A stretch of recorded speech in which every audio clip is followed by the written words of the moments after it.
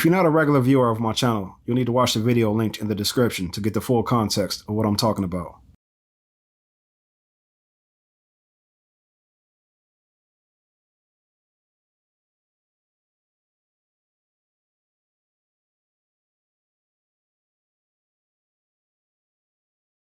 Julie Woods, the difference is the standards that you had to conform to were put in place by your own people.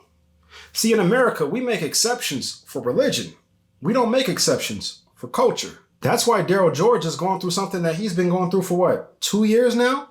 Down in East Texas, the school district refuses to let him be who he is, to let his hair grow as it naturally does on his head. As it pertains to your East Texas roots, we all have different things that we do in different regions. But I didn't say what people would do if they went to a different region. I said what people would do if they went to a function thrown by a different ethnicity. Understanding that we do things differently in different regions is the reason why I used 3 different examples. Let me show you guys some videos that just so happen to show up in my feed over the last couple days. What's up with the hair? What you got going on up there, big dog? You feel me? I'm freeform dreads, you feel me? Keep it tapered up on the side. I'm about to cut my hair this weekend, you feel me? You gonna cut it all off? You gonna cut it all off? I'm just gonna slice the side, you know. I think you should cut your hair, big dog. Why you think I should cut my hair, Anton? Cause you a grown man. If people can't accept me for who I am, I don't give a fuck about them. You was sold a lie. And the lie that you was sold was that you wasn't keeping it real, or you was faking because you doing something that's in your own best interest. Oh shit! I'm ready for that 250,000. Dog, you look like a brand new person, man. I might have to bring you in to come and hire work for Time Dog right now. You looking like a phenomenal representation of greatness right now. I have to give you your let me bow down for you. Nah, I want to thank you, man. Real talk, cause like, man, when I did it though, I was like, damn, I look good. Do y'all see how vibrant, how confident that young man was in himself? If they don't like him for who he is, then forget him. And this is not a shot at Anton. Anton's just telling him what he's going to have to do in order to be successful, in order to survive in this society. But let's keep going. Y'all, why is first day of school outfits such a big thing in the African American community? Like, I don't see them doing that in any other culture or with any other races. So why is it such a big deal for us? Yo, chill out. Stop trying to pathologize everything black people do. We like to get fresh on the first day of school. So what? Y'all kill me acting like there's something wrong with black people for wanting new clothes. Not to mention there's plenty of things that other groups of people do that we don't do. Are you asking them why they don't do the stuff we do? It's called culture. And everybody's culture don't gotta be the same. Back to school shopping is something that everyone does. It's one of the busiest retail seasons of the year. It's important because when you look good, that inner confidence that you have in yourself comes to the forefront, and that allows you to perform at high levels elsewhere. I normally go off on my own and buy my daughter's school shoes, usually buy her Jordans and Nikes and all of that. Well, this year I decided to let her lead me. She wanted 3 pairs of shoes. A pair of Vans, a pair of navy blue Chucks, and a pair of Adidas Campus. The one place that I knew would have all 3 was Journeys. So we went to Journeys. We was greeted by a young Latina woman with green hair, might I add. And they had 2 of the 3 pairs of shoes in her size. The other pair I had to order. Why did I have to order those pair? That's not a pair of shoes that black people normally wear. Well, according to the Associate, who I also want to add was extremely helpful, it's because of back to school season. They can't keep them in stock. Shady or Shawty Nasty? The Dynasty.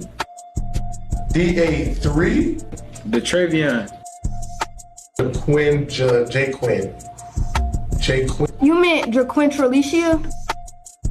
QUART. It's Courtney. Easy Kyle. Hey, bro, it's Ezekiel.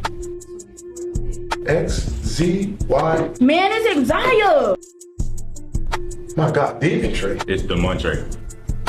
Is this a DAS? A DAS? Audacity. Thirstina. Thirstina?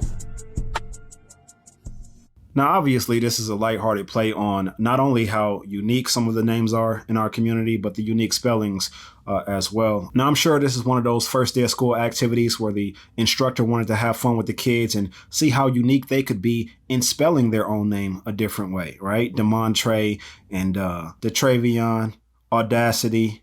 You can see that clearly with Courtney, right? Now, I got a good laugh out of this, but as they say, all good jokes contain true things. And shout out to that brother for staying in the community and educating our youth. I haven't been outside the United States except Mexico, so I don't know what they do in other places. Y'all let me know if other places shame you because of your name. See, I know a lot of Chinese people because I drove tour bus for a long time. I know a lot of Chinese guides who have their real names and their American names.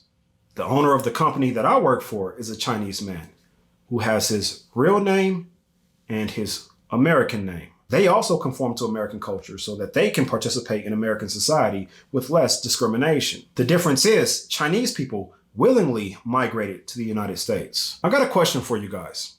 What does a white thug look like? From my experience, he wears a badge and a gun, or he wears a suit and carries a briefcase. In American society, we call them heroes and businessmen. And not saying that most of them aren't. I'm just speaking my experience. But what does a black thug look like? Because see, many young black men, when they go to walk out their homes, their own family members will tell them, take that off. You look like a thug. And I'm guilty of it too. I've already told you guys a story of how I told my son he's not walking out my door wearing all black, especially in a black hoodie. But we wouldn't confuse him for being a black businessman or a hero. If I'm not mistaken, there's a mayor of the city of Baltimore, Maryland. And there was this bridge collapse not too long ago. And the mayor of that city showed up to a press conference in a hoodie that said something about Baltimore on it. And all the comments on it was how he's a DEI hire. So because you're in a hoodie, you're a diversity, equity, and inclusion hire. It wasn't just the fact that you were the best candidate for the job and that the people of Baltimore believed that. The hoodie changes everything. And these standards were put into place by white American men based on how white American men wanted to see society. This is what I mean. And if you don't get this, I don't fault you for it. You just may have to be of a different ethnicity to understand it. You may have to be black to understand how your culture is still not accepted in American society. Would the mayor of a city down in Texas be considered a DEI hire if they showed up to a press conference in a cowboy hat and a pair of $400 to $600 boots on? Just asking for Black America.